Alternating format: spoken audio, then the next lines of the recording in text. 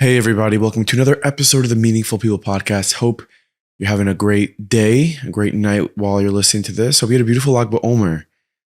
Yes, we all look nice and clean again, thank God. Well, in this episode, I sat down with Mirlana Morris, the mother of Donny Morris, alav shalom. Donny lost his life tragically in Meron just 4 years ago, 2021, in that awful accident.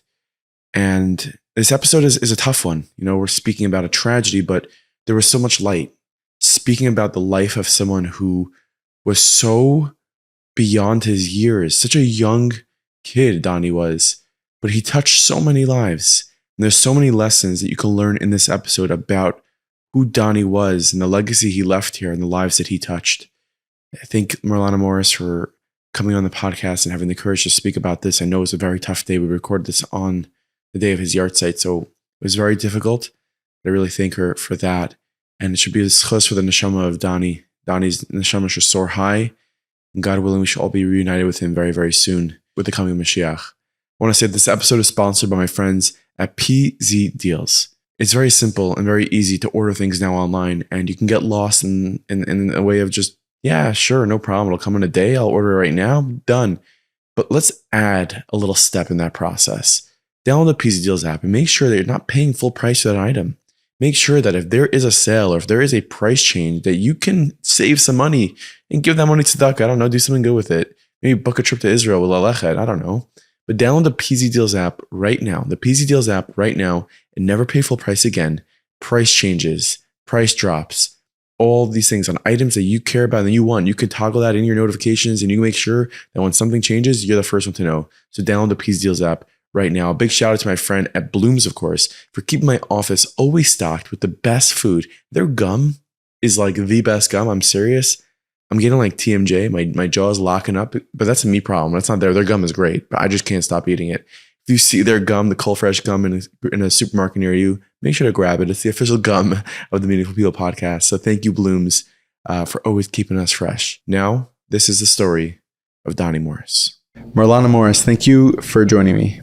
I know it's a hard day that we're recording this on. Today's Lag BaOmer, his yard set of your son Donny, and we want to spend this time, talking a little bit about who he is, before, the after, the during.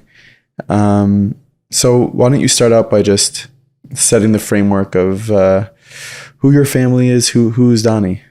Okay. I think our family is like no other family, just a regular family from Teaneck, Bergenfield area. A husband, 3 children, and nothing different or unique about us than anyone else. The more I always knew Donny was a good kid, special kid. But like I said, all mothers think their kids are great, right? But I always, knew each of your kids have like their milas, their strengths, a little bit of their weaknesses, what we could work on and whatnot. And Donny had that too. He was amazing, but he also had things that he had to work on, just like all of us. Yeah. But even from like a very, very young age, there was something a little different about him. Never would have kind of put it together this way. But I do recall when he was younger, he was so rigid, almost OCD-like. I was like, I couldn't take it. I'm like, what is this? Like, what kid at 1.5 years cares? Like, if I would drive a different way home from daycare, and he would be like, no, this way, no, mommy, this way. And he really paid attention to everything. He really knew everything. I think my daughter wouldn't realize if I drove to LA. Yeah, I could drive literally 400 miles. Most kids don't.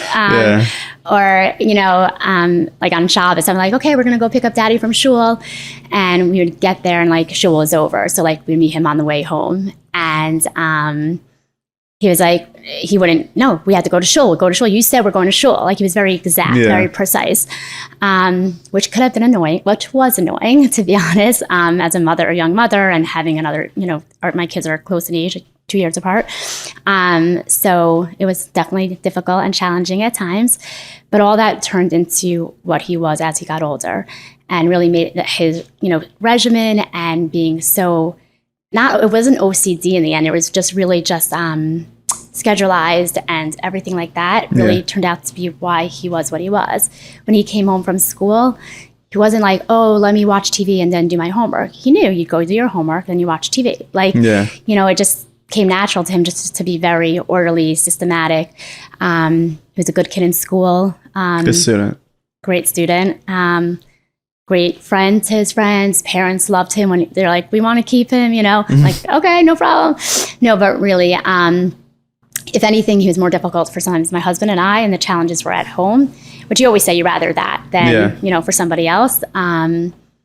But yeah, I think he was really just a regular kid. He loved sports. He loved the Mets. He loved play golf. We love the Mets. Yeah, my husband loves the Mets. My father likes the Yankees. So, you know, there's a little bit of that. But yeah, he was really just a regular kid. Loved sports. Loved to do all the fun things with his friends, go out when he first got his license, make sure that he drove, you know, to the exact minute he can, before like curfew. So he did all the fun stuff. He was so normal, relatable. But he really was just always a happy, smiley kid, that I have to say, which was great. He was happy with nothing really. Like we didn't have to go on lavish vacations or fancy places. Like I think one of his favorite vacations, we went with another family to Philadelphia, and it was like, all right, like the museum, like whatever. But something about the vacation, him and his friend did not stop talking about. And it's not Philly. Yeah, no, I don't think so. But it was just like all those, you know, simple things, but he didn't care where he was. It was just like, he made the best out of everything. I sometimes have guilt of like, why didn't we take him to more places, or why didn't we go, you know, here or there? But he didn't know the difference if it was a beach in the Bahamas or the beach in, you know, Inglewood. Yeah. Exactly. Like it didn't make a difference to him at all. He just had a good time. And obviously, I wish I would have known more of the good things that he did while he was still here, to appreciate him. Not that I didn't appreciate him, but like to show him how much I really appreciated him. But all these stories, you know, afterwards came out. In the beginning, you're definitely a little, I'm trying to think what the right word is. Everyone's going to say nice things, right? Yeah. So I'm like, how believable is it? Like, oh, he had the best smile. Oh, he was so nice. Oh, he was like nice to everyone. So I was a little cynical about it, maybe perhaps at the beginning, but when the stories were over and over and over again, and very, you know, specific and very detailed. And, you know, I had someone reach out to me he went to Dora Golding, and he reached out to me a week or two after he had passed away. And he said to me, I knew something was wrong with Donny, because he called, and he's a little bit special needs, the kid. And he said, I knew something was wrong with him because he called me every Friday before Shabbos, and he didn't call me this Friday. I'm like, what? He did? Like, and you can't make that up. Right. Or, you know, the head of Dora Golding showed me emails of like, you know, families would reach out and say, my son is requesting Donny as a counselor. And he showed me those emails were written prior to him passing away. So it wasn't like now after, like it was really true. Wow. So as I saw these things, I was like, wow, like he just was so, and I think that made it more special because it was so understated. Like it was so under the radar. He wasn't looking for, you know, people to, you know, I don't know. He wasn't doing it for anything else other than just to be a good, nice person. And he really was. Like, he really was. Just tell me a little bit about, I guess, him going to Israel for yeshiva. It was something he really looked forward to. Yeah. Going to Sha'alvim, right? Yeah. So he went to Sha'alvim. He wasn't sure at first. He was struggling between, he applied to 3 schools, but it was narrowed down to KBY and Sha'alvim. But you know, meeting with different people, alumni, rabbeim, whatever, he felt that would be the best for him. My brother happened to go to Sha'alvim, so, you know, we liked it. We knew about it.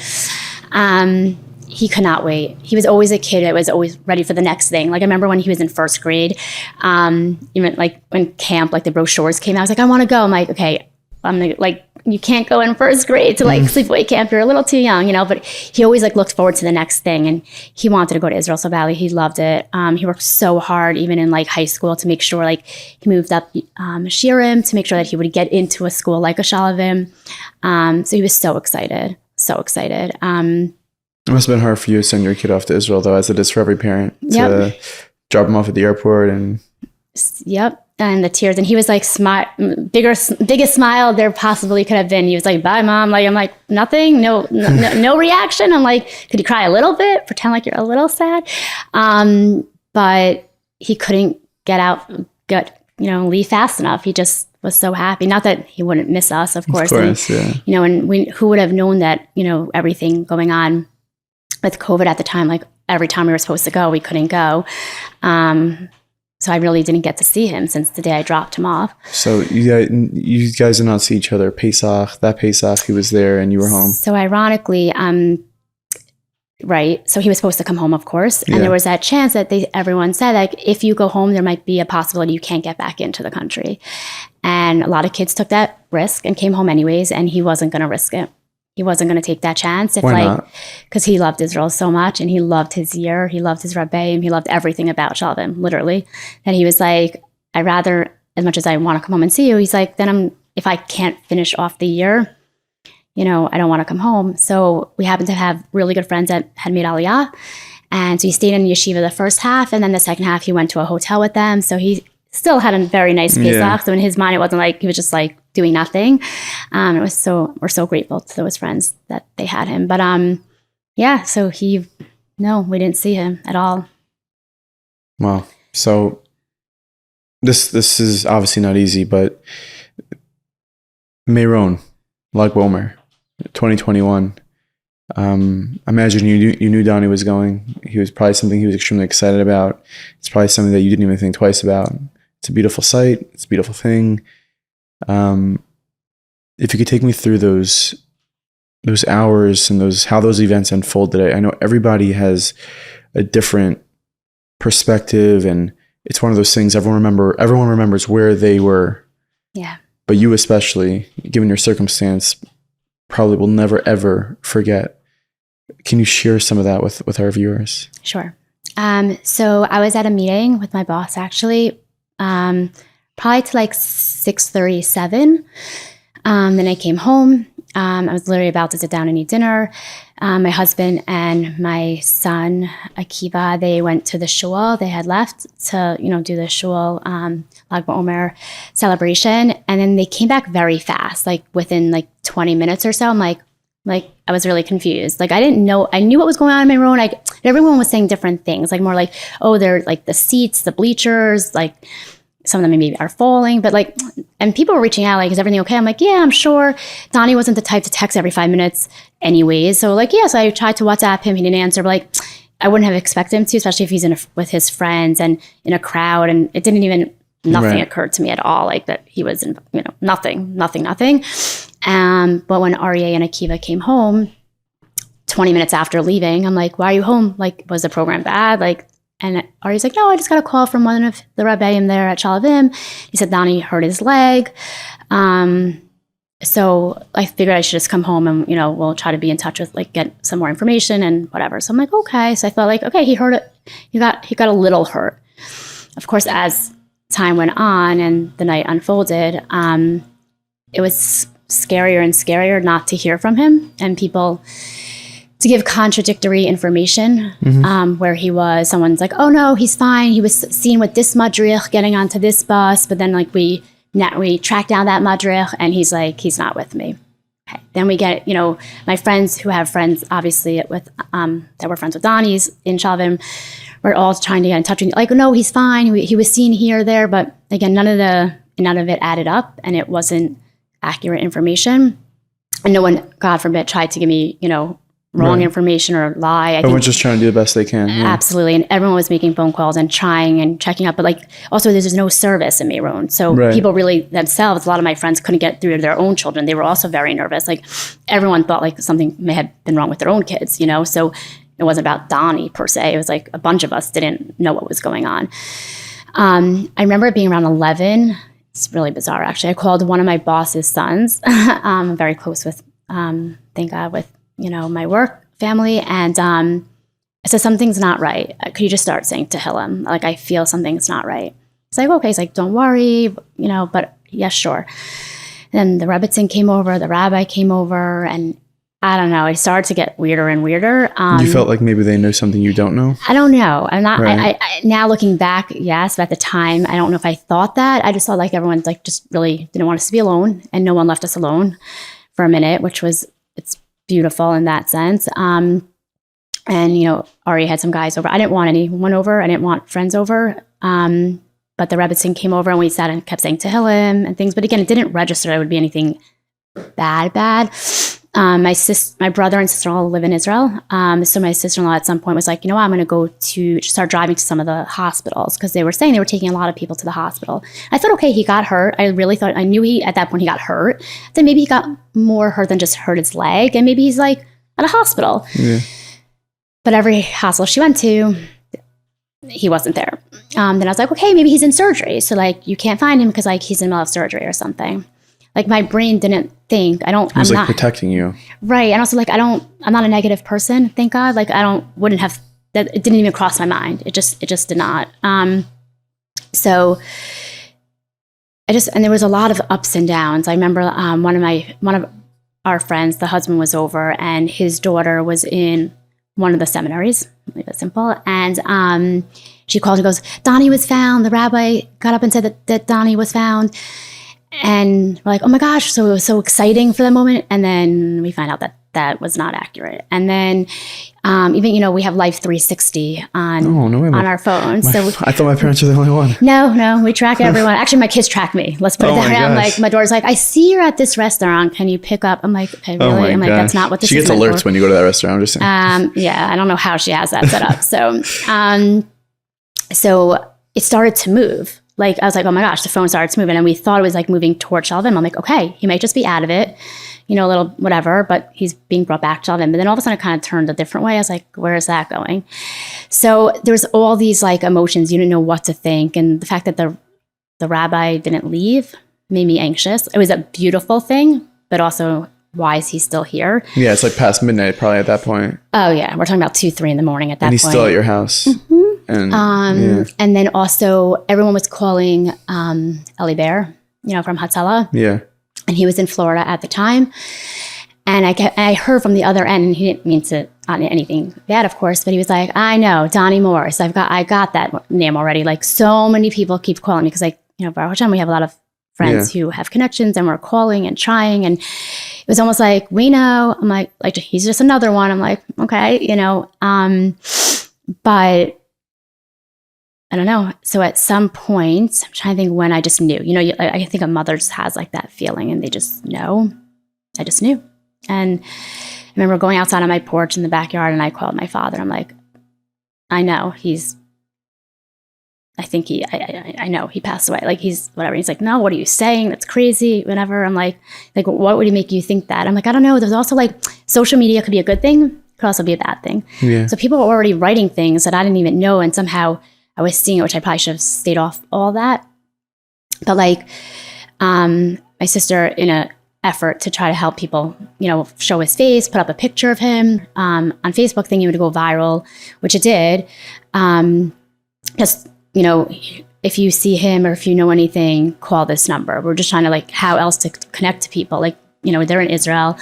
They're all these hours ahead. We're back here, if anyone saw his face. And it was the most recent, it was crazy. It was like literally what he looked like at that moment, because he had taken a picture literally that night, which is crazy. And he had sent it to my husband with him literally being in Meron with the biggest smile. His hair's disheveled. I'm like, I saw that picture. I know everyone's like, he's adorable. I'm like, oh, like, I'm like, why didn't get a haircut? I'm like, all right, it's Lag BaOmer. Like, it's Sphira. He can't yet, but he was so happy, and he was on such a spiritual high, I guess, and just in being there. And so that's exactly what he looked like that moment. I want to like cue in on something you said before we continue. This is probably one of the Achilles heels of social media in general, but something that probably as a frum community we need to get better at is when bad things happen, even if for that matter, when anything good happens, even spreading it like wildfire before families know. It sounds like your pain was potentially compounded by the fact that you were seeing things online and hearing things, and you didn't even hear from the source, or you didn't hear exactly what was going on. How much harder did that make it? So that was really difficult, to be honest. And I don't believe anyone did anything wrong. Sure. I think everyone was trying to protect us until they knew for a fact they didn't want to say anything. And I totally understand that. But at some point, people knew. And again, I feel almost cheated out that people knew before me.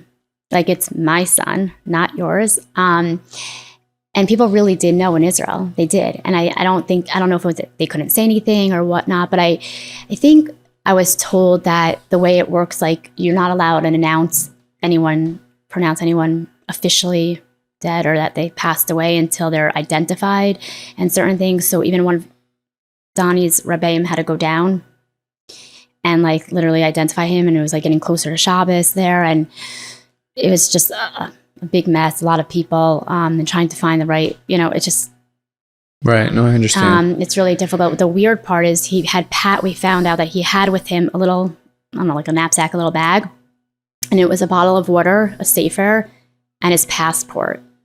I don't know why he brought his passport. It's bizarre, because usually you keep that locked up in school. But that helped identify who he was. I don't understand that. Very weird. A lot of weird things. But with that being said, so I guess that's why no one really said anything until they were truly, truly allowed, which didn't make it easier for me. Right. So it's like 4 a.m. and your rabbi is still there. I think at one point I think he stayed literally the whole time. I think just the Rebbitzin went home for a little bit and then came back. I at some point had said okay to my sister to come over because she was also, alone, like why should she be alone? She was very nervous and anxious as well. She came to my house, but I didn't want friends in and out. And then by the morning time already, then like people started coming and it was like almost also really difficult. How'd that unfold? Who came to tell you? And was there you had said that you already knew. But I had that feeling, but I didn't know for a fact. And it was my rabbi and the assistant rabbi who came and told us. And I don't, again, no fault to any of them. And how they said it was still like, most probably, I think he wasn't officially identified exactly. It was like, so it was like a glimpse of hope. Like we knew it wasn't, but also that they left it a little open. I was like, so maybe he's still there. It's like, well, probably not, but it was like kind of like, that struggle. And they did the best they can. Like I don't fault them for anything. They it was again getting closer to Shabbos. There, they had to say something, and I think just in speaking to them after and everything, I think for them, like they were actually really close with Donny. Both my rabbis. The assistant rabbi was his Rebbe in senior year in MTA, and Rabbi Neuberger is just close with our family, with Donny also. So I think they just couldn't accept it themselves to even give it over because they were like, and they were trying to grasp at any hope that maybe he really is still here, and maybe it was a mistake, or maybe it's somebody else. Right, because it was very chaotic over there. Chaotic, bodies everywhere, and there were so many different stories of and now after the fact, I got more of the details. Like, again, I didn't know then, but I'm a little bit of a controlling person, and I like to know everything. And obviously I learned that I can't control everything. Obviously I had zero control over what happened in this case. But once I was able to, after the fact, I'm like, I need to know everything. I know probably more and saw more than any mother would ever like to see. But I pulled the videos. I requested people who have connections. I wanted to see everything. I felt that, not that it would make a difference. He's gone. He's not coming back. I guess for me to know that they didn't just step over him and be like, dead, next. I got to see everything that was truly done. Made me feel at least like they tried. They really tried. And they didn't just say okay, number 43. I know they did. I saw him getting CPR. I saw them, put him into a Hatsala van. He was taken to the hospital. Unfortunately, when he got to the hospital, the doctor came out and was like, literally, we're not even, not to waste our time, but we're not even bringing him in. He really is gone. Ironically, out of the whole thing, in the end of the day, it was Eli Bear's daughter, Abigail, who drove Donny's van to the hospital and took care of him with another Hatsala member and whatnot. But out of everyone, his daughter, who, so that was interesting. And I met with her when I was in Israel in the Hatsala headquarters, and she gave me real details of everything. And again, I think as difficult and as excruciating as it is to know everything that happened that night, literally, because I also, he has a friend that he was with till the very end, who's still here, Hashem. And, I asked him to tell me things. And I maybe I shouldn't know, maybe I should know, but I put him in that situation if he could. And I said, as hard as it will be for me, knowledge is power, so to speak. And like, I just need to know so I can make sense of it. If I can, even, you can't really make sense of these things, but as best as I could. And for me, knowing the details of that night, I actually really, really, truly believe more in Hashem and see that it wasn't a coincidence. There's no such thing as a coincidence. Right. And it was Hashem meticulous. Everything was meticulously done to make sure that he was there. He should have been out 100 times over. Are you looking to cut costs in your company? I mean, who isn't? But at the same time, you don't want to have employees that aren't doing a great job. Well, here comes Superior CS Group. They help you hire the right employees from overseas. They are vetted and they are fully trained. Go ahead and save up to 50% on your payroll. No overhead, no office, no benefits. And it comes with a project manager from Superior that makes sure that your employees are doing the job the right way. They get the KPIs, and that project manager makes sure that the employee they give you is doing a heck of a job. They've helped everyone from startups to large firms in construction, e-commerce, real estate. There's nothing they can't help you with. So you're going to go to their website, superiorcsgroup.com. That is superiorcsgroup.com. Or go ahead and hit the link in the show notes down below. Most clients see an ROI within 30 to 60 days. So what are you waiting for? Scale smarter, pay less, perform better. Go to superiorcsgroup.com. Quick word for my friends at Tevito. You know, you're a Shandy Plosker fan. Maybe you love her music. You want to watch her concert. Maybe you weren't there at our concert in 2024. Well, no problem. Right now, over 2 hours of Shandy Plosker's concert is live on Tevito. So go to Tevito right now. Use promo code MM10 for $10 off right now at Tevito.com. That is Tevito.com. Make sure to watch that concert because it ain't anywhere else. It is on Tevito.com. I had read about that there were certain things that had taken place that night that are just like, well, that doesn't make sense. That's, he ended up like, so what do you know that made you feel that? So like, for example, like at some point they got hungry, like he got hungry, which is not really, I mean, like they ate already. They had stopped. I saw actually on the bus, I saw a video, someone had taken a video of them going to Meron. So I already saw him singing and dancing, being excited on the way down. But they stopped off and he got like, I don't know if it's Haagen-Dazs or whatever, some sort of ice cream. And like he already was eating on the way. For him to be so hungry that they went somewhere within Meron that was selling food to eat like a hamburger. I don't know. It was like kind of weird. So that like set them back. And then it was so crowded, apparently like down right by his actual cave. But Donny and his friends, like they split up from other people. They're like, no, we're here already. We want to go down. Like we actually want to go to the cave. That's what we came for. So like they pushed through all that and tried to still stay, as opposed to like some people are just like getting out, you know, stopping to take that picture, which is, again, it's not like him. He didn't like pictures. Trust me. You know him. He was always like this, you know, like covering his face, like stop. But to want that picture taken is so weird. But again, that delayed, everything was a delay of getting out. And then towards the end, they were really at those last few steps before the exit, and people started falling. And again, some people just kept going. He didn't. He stopped and turned around to try to help. So he could have been out. I believe that. I mean, as a mother, when you hear that, you know, I had a similar conversation with Elchanan Denino, who lost his son on October 7th. He had gotten out from Nova and his car was empty, and he turned around and his friends had left, and they said, where are you going? He said, my car is empty and I can go get people. And I feel like in a situation it's sort of similar here. It's like Donny could have probably gotten out and he went back to help people. I believe that. I mean, he could have just left, but he turned around to try to help this elderly gentleman who fell. Do I know this for sure? Do I know if he would have really gone out? I don't. Right. But I do believe all these little delays, they add up. Yeah. And it's like every minute is another minute. And I believe he was meant to be there. Hashem was going to take him one way or another that evening, like just the way it all kind of happens. Yeah.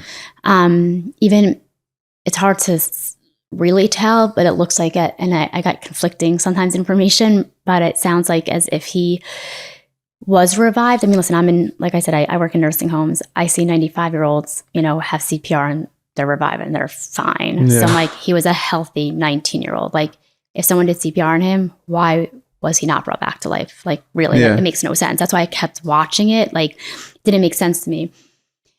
But I think he could have possibly almost like choked on his own food because he had just eaten. And I think maybe that's what it was. Like, he was kind of brought back, but then whatever it is, I think everything just keeps going to the point of like, Hashem was taking him one way or another, and that's that. Like, no one stepped over him. No one tried to like not help him. He was helped the best that they could. And I don't know, like, and even like the guy from Hatsala, it was interesting at Donny's funeral. He was there. I didn't know him. There was just like someone from Hatsala bawling, like crying more than I think my own family, like literally. I'm like, so I had to go over to him afterwards and ask him like, who are you? Like, how do you know Donny? And he was like a hot mess. And he said, I was the one who was trying to save him. He's like, I couldn't let him go. He had an angelic, like he had a smile, like he was smiling, like he couldn't be dead. Like, and his face wasn't blue. Like, he looked like just like so peaceful. He's like, I just had to keep working on him. And he had left such an impact on him that I didn't even realize, like, again, social media. When he friend requested me on Facebook, I saw afterwards he had written about him even before I met him.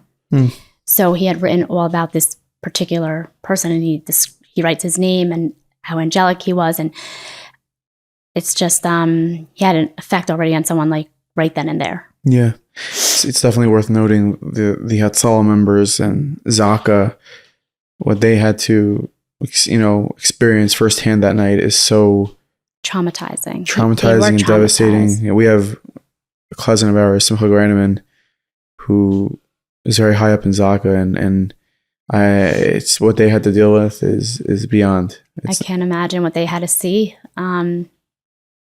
I know they had to do a lot of debriefings, and yes, and like this is one example with this member, with your son, but there's hundreds of people who are hurt, and it was a very traumatic situation for everyone involved, and those are heroes.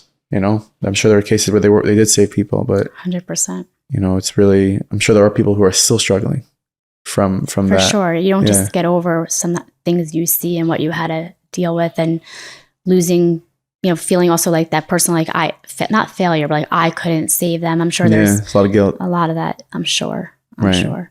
So the events that took place you guys are in Teaneck when you get this news, and it's about to go into Shabbos. So that was all difficult, because at one point the rabbi said, like, maybe we could, when we didn't know his status, he's like, you could fly, get out and go, even if, whatever. But with COVID, whatever, we're trying to figure it out. But at some point, obviously, once he passed away, there was nothing to go to yet. Israelite, they like to bury people really fast. And I was like, that's something I was like, there's no way they're doing anything till we get there. So we left literally right after Shabbos, but that the rest of Friday and all of Shabbos, it felt like 2 extra days of Shiva. It was really... You had a lot of people, I imagine, at your house trying to everyone meant well. To distract, Of course. It was really just, in retrospect, we never had a second alone, ever, to really process it. Because, like I said, from the second we found out, people were still there in the house. And then it just kept coming and coming. And again, it's a beautiful thing that we have such an amazing community. They just want to be there for you. Yeah. And no one knew what to do. That's the truth. No one knew what to do. I imagine in a scenario, and you tell me if I'm right or wrong, is like everyone's really trying to do their best. My sister, she lost her husband he was very young, and it was sort of like similar, where we went to the house and everyone was there, and it was unfortunate to see everything, but to ask you in that situation, like, this is happening. Do you want us here? Do you want anybody here? I imagine maybe you would have preferred that. Not that anyone did anything wrong. Everyone's just trying to do their best. Right. And sometimes I don't even know the answer myself. Right. And even till this day, people are like, even let's say planning Lag BaOmer for tonight, what do you want? What do you want to do this year? I couldn't answer that like 6 weeks ago. I'm like, I don't know. I don't want to ever deal with Lag BaOmer again. Like, I don't want to deal with tonight and tomorrow. I don't. But that's not an option, right? So I just keep saying, when's this going to be over? But it's not. So, I mean, God willing, Mashiach will come. But at the moment, it's not. So if I like it or not, I have to deal with it. It's just some days I don't know. You know, some days I'm better, quote unquote, than others. And you don't know how you're going to feel that day, or what someone tells you is going to rub you the wrong way, or it's going to be the best thing that they said and the most comforting. Like, it's such a weird thing. Yeah. Grief is... It's very strange. Complex. And I think that I know that no one means anything bad. Like, I'll keep saying it. Sometimes I'm like, I could write a book literally on the stupid things people say, or things I'm like, what were you thinking? Or, you know, think it, don't say it. But I know it's just, they just don't understand, or they like, sometimes they're projecting their feelings on me, so to speak. But, or be like, oh, it gets easier over time. I'm like, oh, does it? Really? Okay. But I think every circumstance is different. Every situation's different. For me, actually, it's getting worse, not better. Further away from it. I think it's his age, the way it was. You know, in the beginning, I was almost able to trick myself sort of way, like be like, okay, he wasn't supposed to be here anyways, and he's going to go Shabbat, so he wasn't going to be home anyways. Like, he shouldn't be here. So I didn't feel it as much, and most of his friends were not home. Most went Shabbat. Some were home, but I didn't see them, you know, really around. Once they came back, and then you start seeing them in YU and, you know, around, I'm like, okay, he should have been here, but it started to get a little worse. This year, it's such a bracha, and I'm so, so happy for all my friends and their kids who I'm like close to through, you know, Donny, like literally we raised half of them, you know, together. They're all getting married, and it's a time I'm not planning a wedding. I can't partake in any of those conversations. Like, he's not dating. Like, I'm not saying he would have been married or not, but like, I think he was a good catch. I think he would have been, you know, something. And it's kind of sad that I don't have that. And I feel like life has kind of went on it's just like frozen in time. Yeah, exactly. Like, I just at a standstill for now, and there's nothing, I don't have anything, just the way my kids' ages are. I don't have any, not that a bar mitzvah would make it better, or bat mitzvah, but like, I have nothing to, I don't want to say look forward to, so to speak, but there's nothing concrete. Yeah. Yes, I'm so, so grateful and so thankful for my other two children, and my husband, of course, my family, my friends, and everything. And my kids are doing amazing, Baruch Hashem. But like, it's just, I feel like there needs to be something, and it's just not the timing. So, and everyone else has moved on. Right. It's that void. It's a huge void. So it was a void regardless, but now it's made so much more apparent. And, you know, specifically, both my kids are in Israel this year. So my son went back Shana Bet, and my daughter Shana Aleph. So to be home, like, we're too young, so to speak, to be empty nesters. Mm-hmm. Usually, if people's kids are in Israel or away, then another one comes back home, or then they have a grandchild, or like there's something else. To be like this and have no one, it doesn't really exist, and it's really hard. It's difficult. Yeah. So I remember watching that Levaya. I remember watching it. It was really, really hard. It was really terrible, and obviously you were there. And I just remember his Rebbeim getting up. There was one Rebbe in particular I remember who got up. It was a really tall Rebbe with a loud voice. Rav Noam. Yeah. And what he was saying and the way he was saying it was just like, I don't know, I felt like, man, what it would be to be friends with this kid. This kid is probably the best friend. He's probably the best son. Probably would have been the best husband. Being there though in that time and hearing everything that's said and all the circumstances, probably all a blur. What just took place? Why am I here? What am I doing? You did your son's Levaya in Israel, right? You guys live in Teaneck. You live in America. Why there? And why?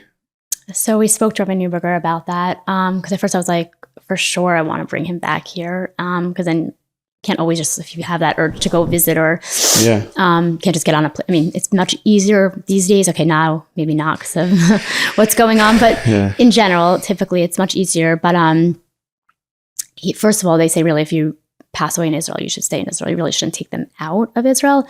But halachically, he would have obviously said it would have been okay given a situation if a mother wants to be able to see their, or visit their child more.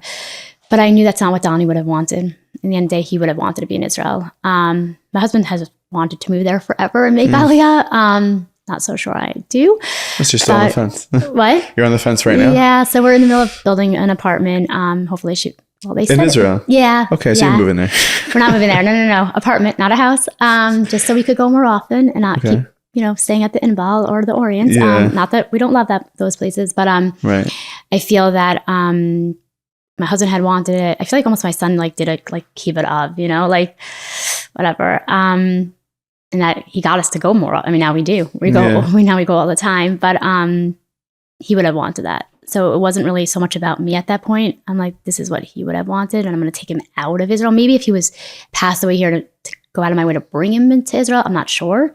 But to take him out when he was already there, it just didn't feel right. It didn't sit right with us. And then when we get a call, which is so not normal, that there's a spot for him on Har Zaysim, in an area which is so impossible to get.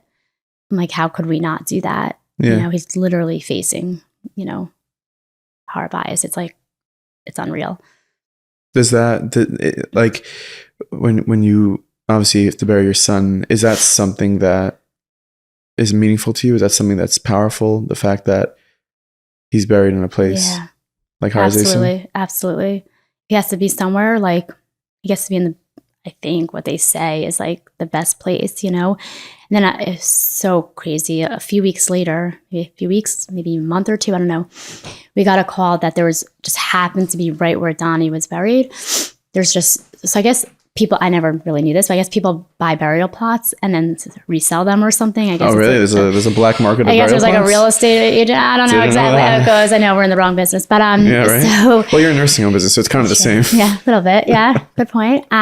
So they had called and they said happens to be right next to him. There's two, and someone owned, it's not clean. You could buy them. I'm like, what? So first of all, it seems so odd. I'm buying my plots now. I mean, I guess everyone says it's good for everybody. And at that point, I was like, I don't want to live forever because I just want to see him already. But obviously, I have two other kids, so I do want to be here. But you know what I'm saying? I couldn't think that way. But then I was like, of course, we need to buy them because usually you get to be buried next to your spouse, something, and he didn't have any. So who would be next to him? Right. So then we prepaid for our burial plots, and now we get to be on Har Zaysim, which is really unique and special. He's bringing you guys there, Told you, it's keep it up. Yeah. He had that for sure. He always, him and my husband had a really, really special bond. And yeah. We'll be right back to this episode. A quick word from my friends at Kolel Chabad, because when it comes to giving tzedakah, it's never been easier thanks to Kolel Chabad. You're going to go ahead and download the Pushka app right now. Go to pushka.cc/meaningful. And before you do anything big in life, I don't know, I think everything's big. Getting up and going to work in the morning, you have a job, give some tzedakah. Get home to your kids, they're great, they're healthy, give some tzedakah. You're about to go on a plane and board a nice trip, give some tzedakah. And it's very simple. Look, I have the Pushka app right here on my phone. I go to it. Whenever I want to give tzedakah, it's very simple. Opens it really quick. Boom. Just like that. Fill out my Pushka. Thanks to Kolel Chabad. So go to pushka.cc/meaningful. That is pushka.cc/meaningful. We'll be right back this episode of the podcast. Quick word from my friends at Lallechet, because you want to plan a trip. And from A to Z, there's a lot that is included. Where are we staying? What are we eating? How are we flying? Who's going to take care of our trips? You don't have to work with 12 different people when doing something like that. You need to go to one place and one place only. And that is lallechet.com. Lallechet.com. Okay, so summer's coming up. Maybe you want to plan a trip with your shul. Maybe you want to go to some kfarim. Maybe you want to go as a family and visit where your family came from. Maybe it's somewhere in Poland. Maybe in Russia. I don't know. Well, you go plan that trip with Lallechet so simply, so easily, and they take care of everything from A to Z. Go to lallechet.com. That is lallechet.com. They themselves have trips planned that you can join with famous speakers, with real inspiring itineraries. So go to lallechet.com right now. Whether you want to plan your own trip or join one of theirs, go to lallechet.com. I also Rabbi Waxman. Yeah, he's amazing. I hear him speak, and he also had a special kasher with Donny. And this is something that for the Rebbeim was also extremely devastating. Yeah. And it's actually really genuine. You would think that maybe, okay, right in the moment, or, I don't know, maybe a year later, they would not forget, but it wouldn't be but it is they really are still they use Twitter, they'll tweet about him, or they bring him into everyday life. Like, it's really crazy. Like, I have tons of friends, kids who go to Sha'alvim, and like that first night or two, you know, they talk about, you know, because they did an addition to the yeshiva, and it's like, you know, a whole thing, and they have a plaque with Donny up there, and they talk about him. Like, really, they bring him into everything, and they bring them to Har Season before Lag BaOmer, or, you know, even what do they do? Something before Rosh Hashanah, between Rosh Hashanah and Yom Kippur, they say you should visit Kvarim of Tzadikim, and they're like, Donny, it was our tzaddik, and they go, and it's really amazing how amazing they are to us, like to Ari and I. They talk more to Ari than me, of course, but I'll still get a text from Rabbi Waxman a couple times a year. It's amazing, and even what they're doing in Israel for him now. So my son's in Mevaseret, so you know, Sha'alvim wants to do something, but he's in Mevaseret, so they're joining forces, which is also so beautiful that two yeshivas are like, you know, technically they're competitors, but literally the flyer is like both of them, and they're coming together. Again, they did it last year and this year to do a Lag BaOmer, you know, memorial / celebration the way, you know, the right way that's meaningful, but also not like too sad for everyone. It's a hard thing to like. It's so tough because like Lag BaOmer was one of those days that was intrinsically just awesome. And this kind of really made Lag BaOmer a little depressing. And it's very sad, rightfully so. And I think everyone lives, even today, like, it's so bittersweet. And for the families, I can't even imagine, you know? Yeah. So I'll never celebrate Lag BaOmer again. So it's just bitter. It's just, that's it. My daughter won't either. She's not. It's just too hard. It's just too hard. But, you know, I think there's ways of doing it, which I think even like my shul here, you know, because they have to address it. Not they have to, they want to address it. Yeah. But also, you know, they don't want to make everyone depressed. And also there is something celebratory about Lag BaOmer. Yeah. So I think they always do it so well. Like they capture Donny, they talk about him, one of the rabbis of the shul. Like last year they hired Zusha, like the singers. They still had like kumzits, but more like meaningful and different, you know. And I think that what, you know, they're doing even in Israel, like they're, you know, having kumzits and, you know, speeches, but then also like a bonfire and then turning into like song. And so I think there's ways of doing it without, you know, keeping the day what it is. I don't think, and it's not just about Donny, it's about, the focus remains the same. Right. It's not just Donny. It's really in Jewish history, like it's what happened at that days. And I don't know how it could really ever be the same in general. Like it's a tragedy for Klal Yisrael altogether. But then there's little kids, and you know, if you have them and they understand Lag BaOmer as something different, like you don't want to taint them per se either. So I understand and respect those who have to do those type of things too, you know? Yeah, no, 100%. I get it. No, for sure. So, the stories that have been coming out, you know, from Shiva, and, you know, like you said, you went into this, you know, Donny was a good kid. He liked a specific way of how to get to shul and how to get to the grocery and everything. What have been some of the stories that stand out to you that came out after his passing that you're like, who was this kid? I really didn't know the impact he truly had on his friends, like the Bein Adam Lechavero piece. Like he really was the glue, so to speak, that brought like many kids together. And I only, you know, from different stories, like one of my friends told me that like Shabbos afternoon, it was Donny who would pick up this kid and they would go to this kid's house, and like then like six of them, like even during COVID, then would sit in the park. And like that summer when he wasn't there, it kind of just like it stopped. And then they realized, wait, it was Don who kind of brought them all together, and they were all in different schools. Like he had friends literally in 5 different high schools. It didn't matter. He didn't care. He didn't care how religious you are, not religious, where you went to school, like none of that mattered. He was just good to everyone, and kind of was like a little bit of that like bringing together, you know, piece. And also like all these stories of, you know, people have called us since, like really, like there was one boy who left a message for Ari, I think a year later. It took him a year. That's your husband, yeah. A year later, and was like literally bawling on his voice note and saying that he had a hard time in camp. And Donny, like he wasn't part of Donny's chevra, nothing. And he was kind of always like walking to activities alone and things of that sort. And Donny was like, would always stop and then go to him, come on over. And now, brought him into the group, and now he's friends with these kids. And he's like, had such a hard time in camp, fitting in and everything. And Donny changed my life. He's like, he changed my life.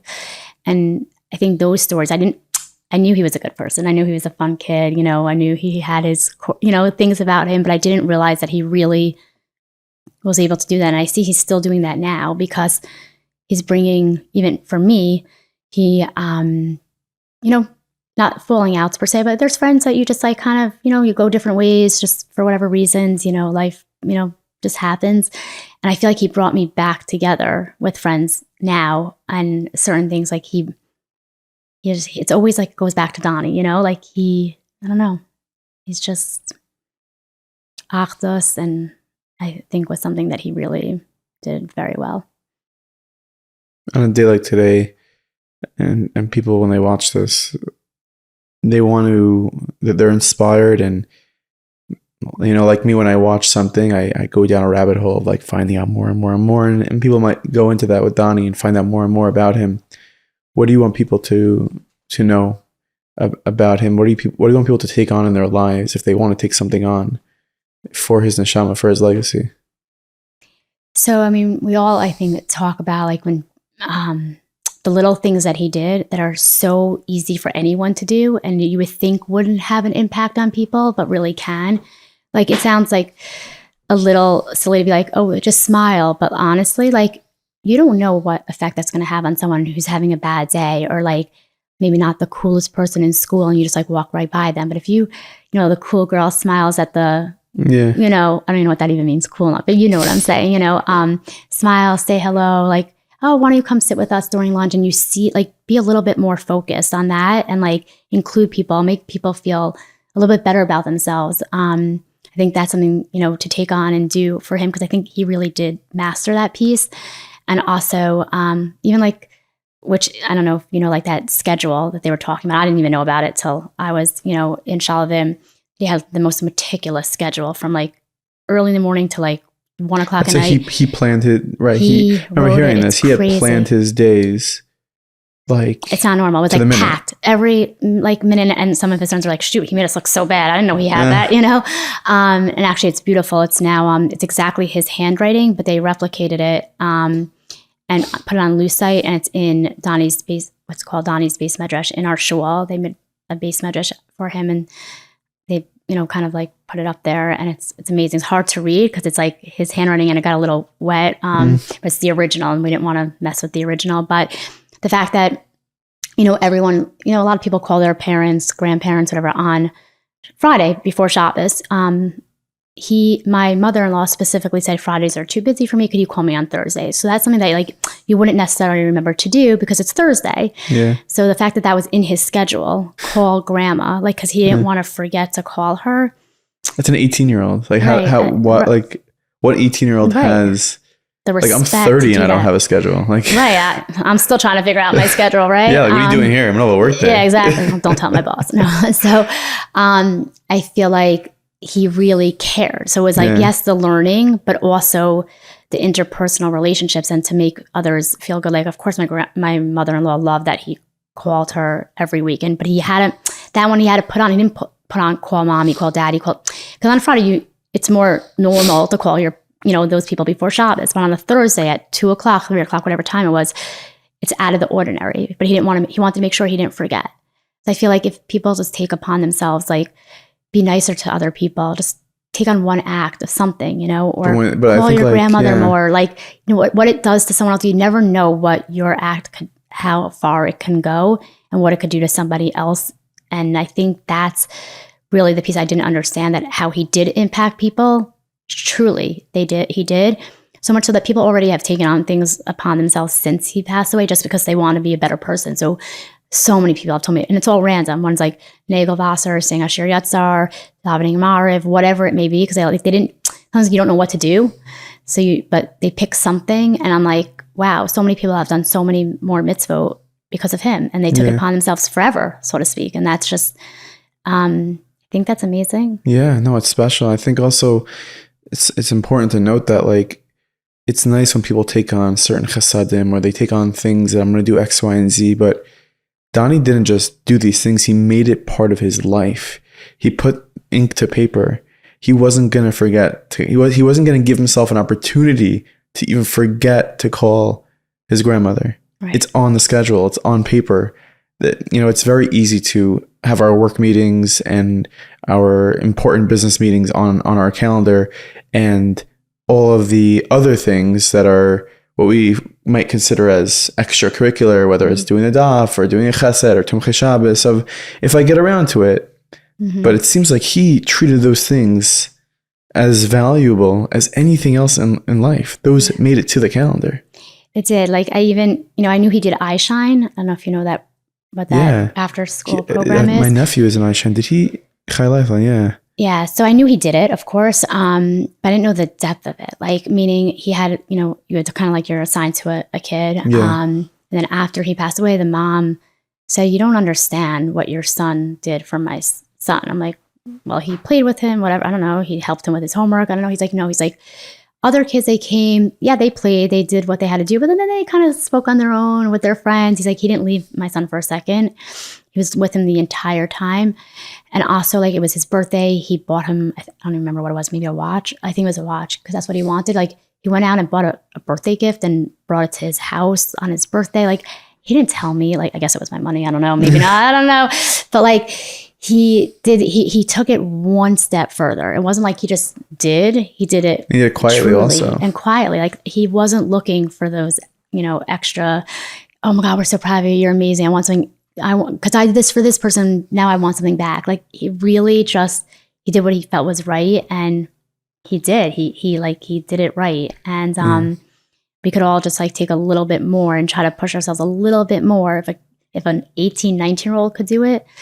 So I say to myself, like, why can't I do that? Like, I think I actually have become better because of him. I mean, even like just public, I don't like public speaking, as I told you. I don't like, all that stuff. Yeah? Just, and I've taken on a lot of those speaking engagements and whatnot. And it made me have to really learn also to like, sources and tie it into the topic that it was. And I'm like, he's making me learn, and that's amazing. So I'm like, I feel like he could watch me, he sees me, and I'm like, I want to make him proud. So I feel like I want to be a better person for him, if that makes any sense. Yeah.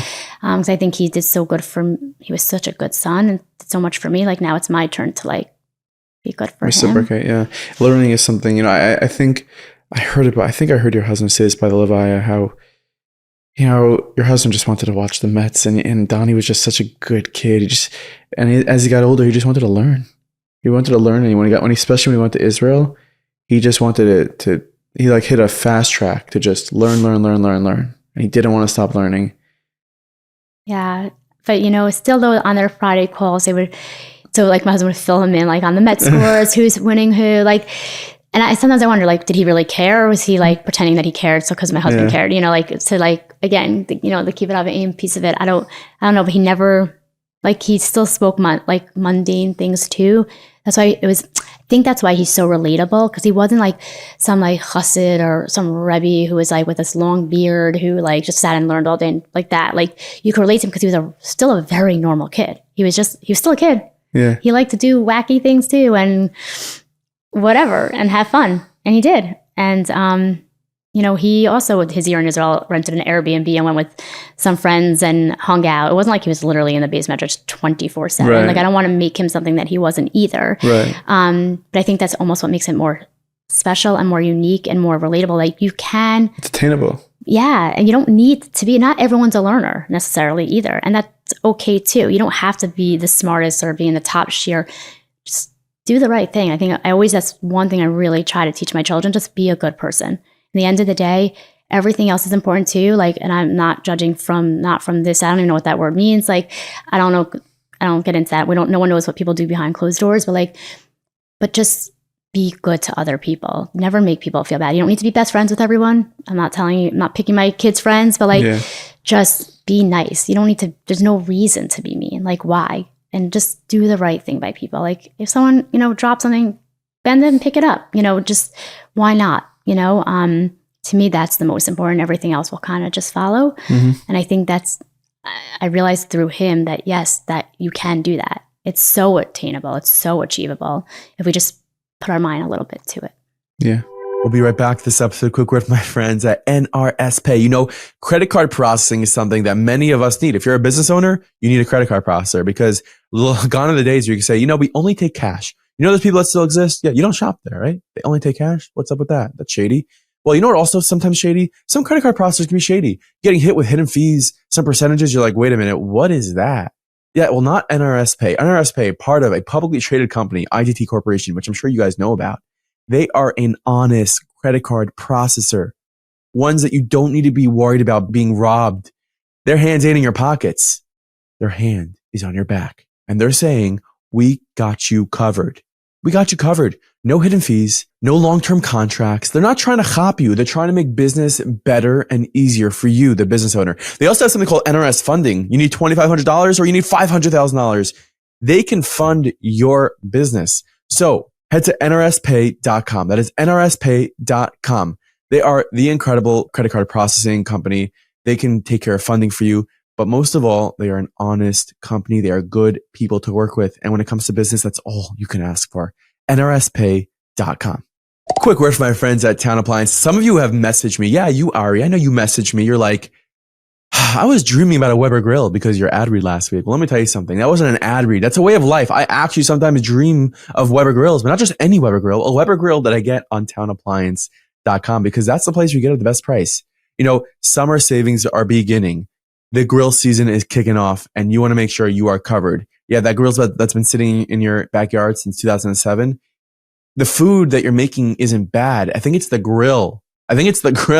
You're Craig, you're Jewish, you're a chef, you know how to smoke meat. You live in Tom's River, of course you know how to smoke meat. Well, maybe it's the grill. Blame the equipment. So go to townappliance.com. Get the perfect equipment that you need, whether it's inside your kitchen, whether you're doing a new construction, or you're just trying to get a new outdoor situation. Maybe some furniture, maybe a grill, maybe some kitchen appliances. The food ain't bad, the grill is. Get a new one, townappliance.com. What's, today's Lag BaOmer, and it's on your mind, I'm sure. Even though you have a full day of work and you have to, go and do your work stuff, but it's on your mind, and you may find yourself throughout the day talking to Donny a little bit. What are some things that, now or 4 years later, what are some things that you'd want him to know?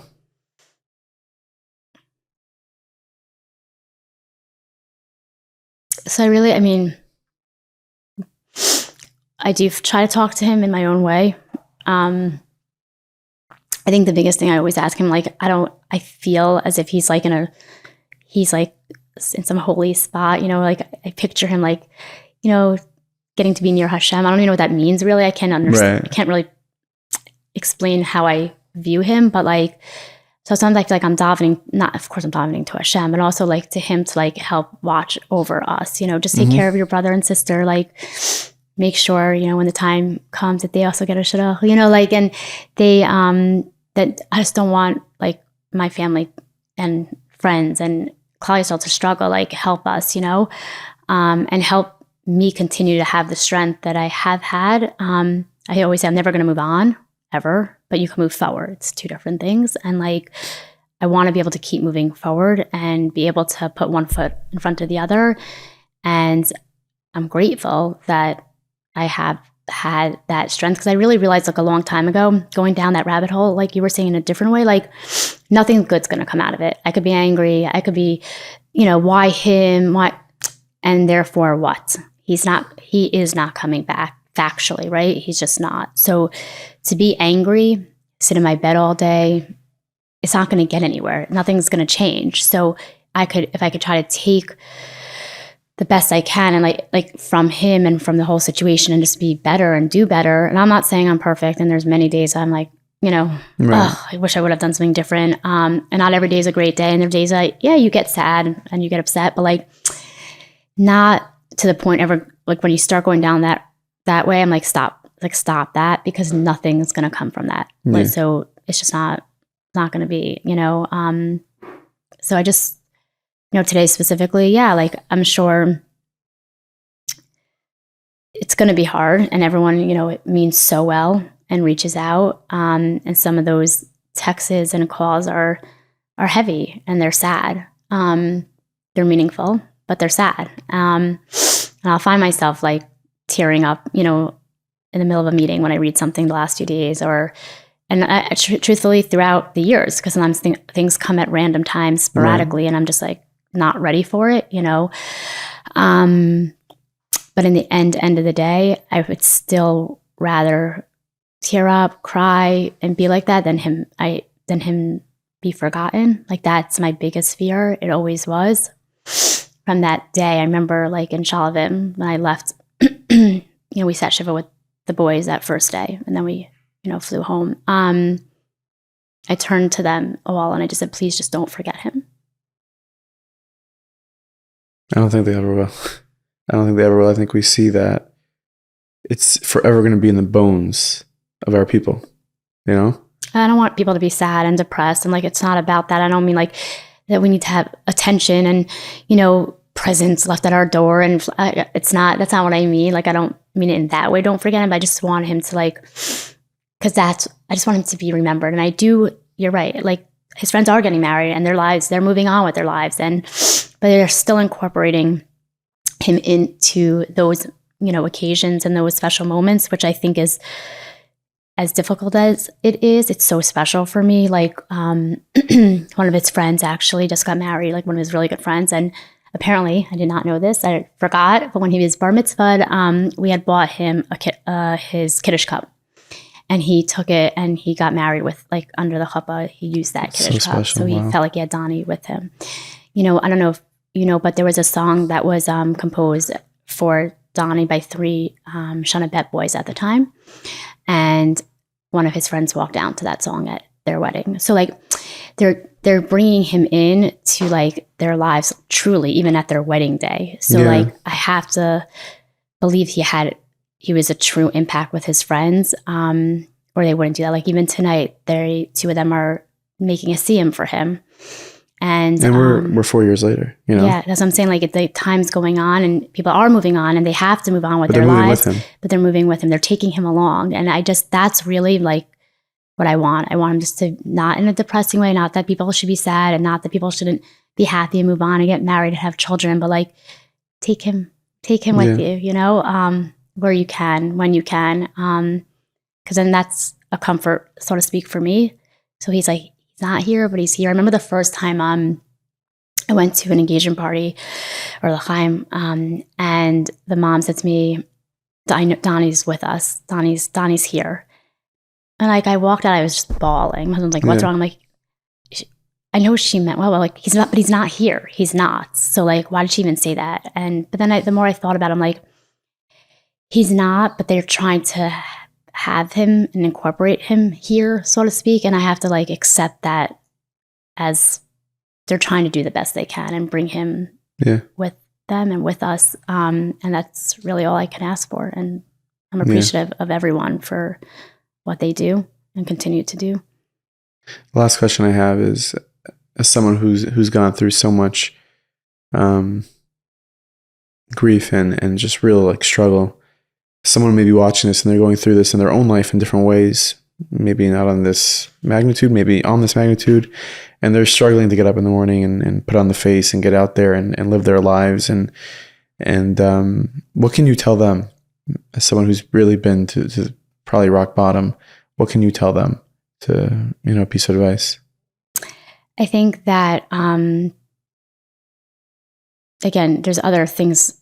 This is a huge tragedy, of course. And like even like a year and a half later, my mother passed away, which was like out of nowhere, legit. I'm like, why me? Like, I'm still grieving over that. Like, why is it fair? Right. But we can't think like that. It's not about fair, not fair.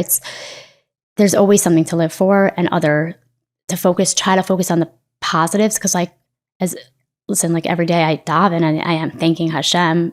Why? Because you took my son, you took my mother? No, because I have 2 amazing children that are doing so well. And I'm, and other things in life that we should, and we could all, as much tragedy as we have on whatever level that is, doesn't always have to be a loss of a child, a mother, a brother. It could be whatever it is that they're going through, as bad as it is. I don't like when people say, oh, it could be worse, but like technically it could be worse. And also they're focused on what you do have. And there's so much positive. And like, I think I'm lucky that I have like such a busy job that, you know, I think that's really what helped me honestly get through this, was that 8 days later, I went to work and I had to be in control, so to speak. And it helped me like not just be in my house. And maybe if I didn't have a job and I was just home, I don't know what would have been.